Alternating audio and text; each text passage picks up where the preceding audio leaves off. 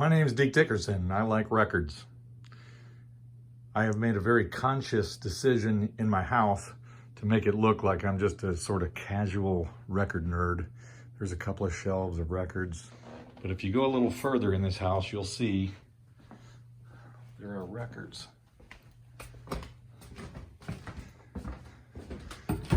And there are records. And there are records. And there are records. And there are records. And there are records. There are records over here.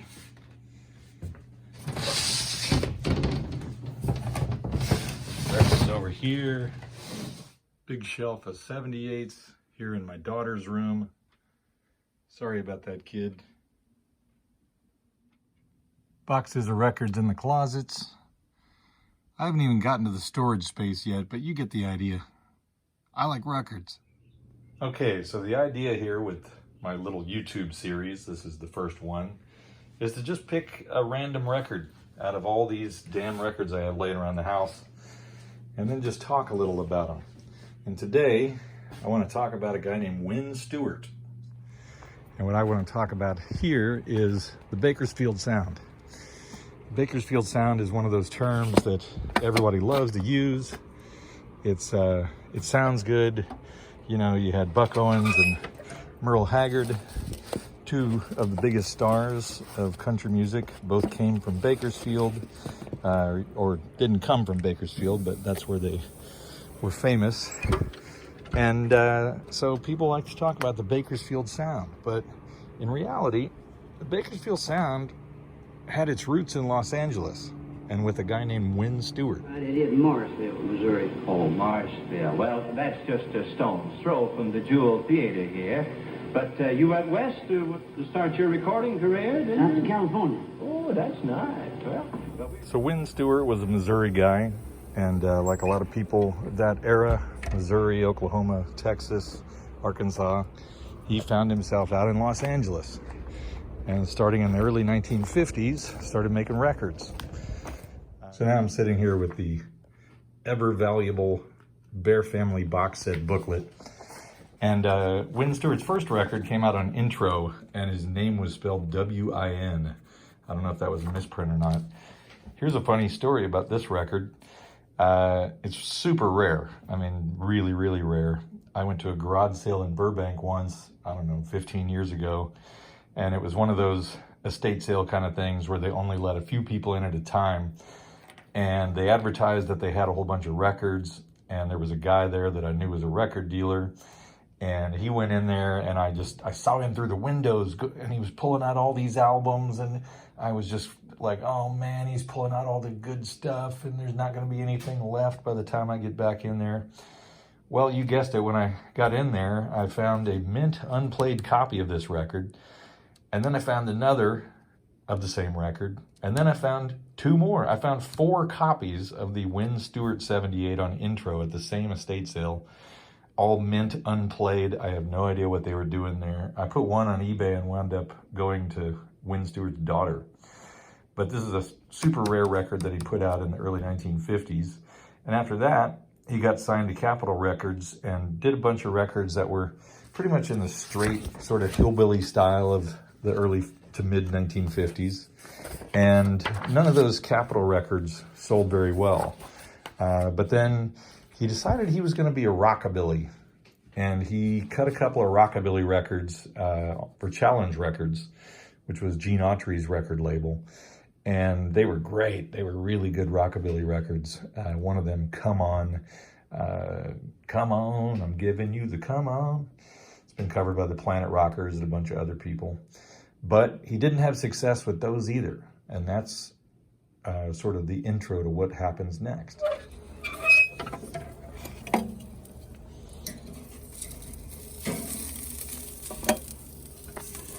This whole time that Wynn was making records for Intro and Capitol and Challenge Records, he was a Los Angeles guy. You know, he was playing around Los Angeles clubs. He was appearing on local Los Angeles TV and radio shows. he was a Los Angeles country guy. And there was a big country music scene happening in LA at that time. There were TV shows like Town Hall Party and Hometown Jamboree, Cal's Corral. You know, there was just a lot going on in Los Angeles. And after his rockabilly records didn't take off, he went in the studio in 1959 and cut a record called Wishful Thinking. I'll just live my life in dreams and long for your love. It's you I'm wishing for, and it's you I'm thinking of.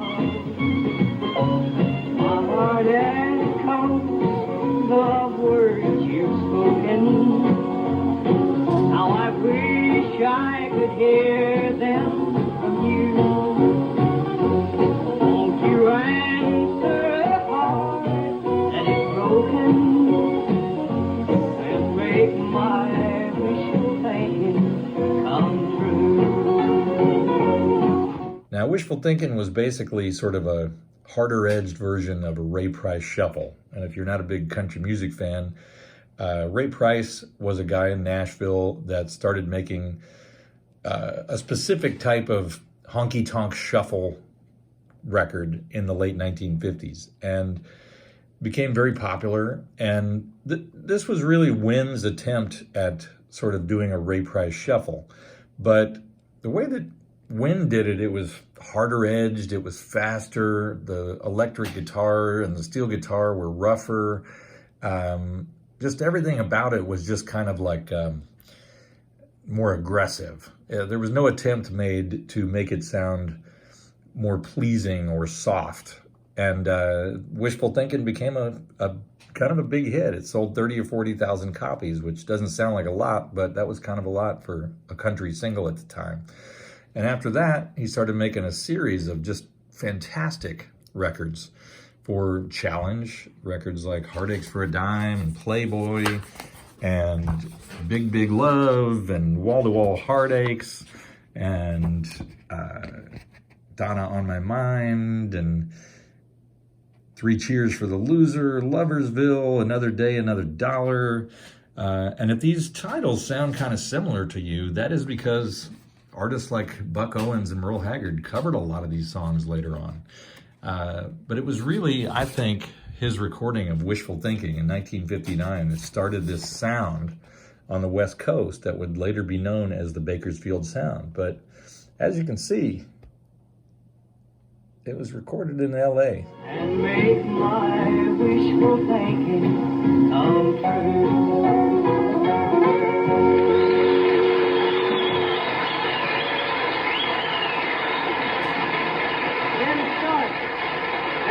Thank you, Wynn. Now, another important part of this Wynn Stewart story is he was playing a club called George's Roundup in Long Beach, suburb of Los Angeles. And the manager of George's Roundup and Wynn went in together on a new club in Las Vegas called the Nashville Nevada Club, which maybe had the greatest neon sign ever. Where is that sign today? Oh, come on. The building is still there, but who knows what happened to the neon sign. And he started playing there on a regular basis in 1961. And this is interesting how it relates to the Bakersfield sound, is that the people that played in his band were sort of a who's who of those who became members of Buck Owens and Merle Haggard's band later on. You had Ralph Mooney on the steel guitar. You had Roy Nichols playing electric guitar. You had a guy named Bobby Austin playing bass, George French, who played piano. You know, these guys were in Wynn Stewart's band. And at some point when Merle Haggard got out of prison, he came and he played bass for Wynn Stewart. That was his first country gig after getting out of prison. So all these guys that eventually figured very, very heavily into the Bakersfield sound, they were playing with Wynn Stewart in, you know, the early 1960s.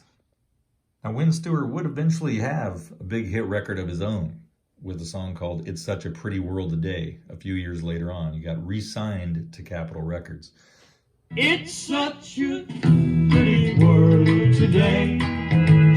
the sunshine, and every day's the same since I met you. It's such a pretty world today, knowing that you're mine.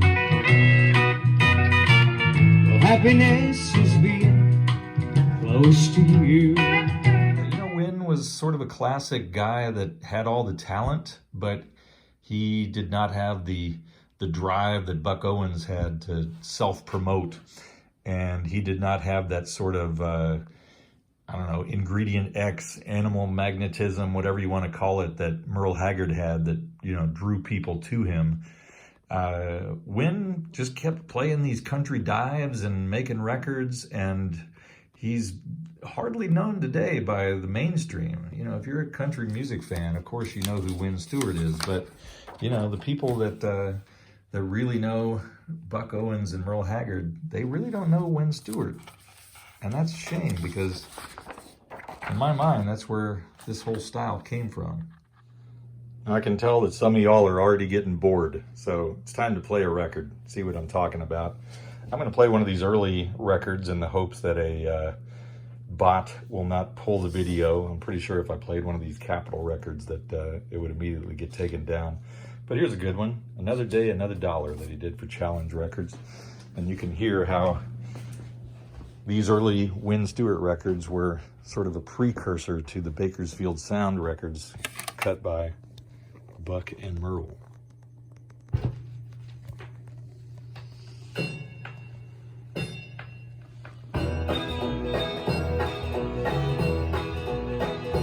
Another day, another dollar.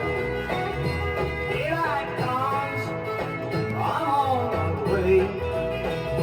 Another day, another dollar. Working my whole life away.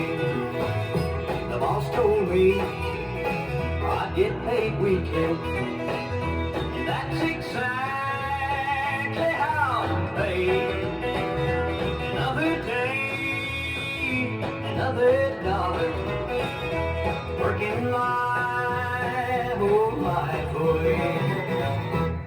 All right, now I'm going to get into trouble here if I don't give a little disclaimer. This is the excellent Bakersfield Sound box set book.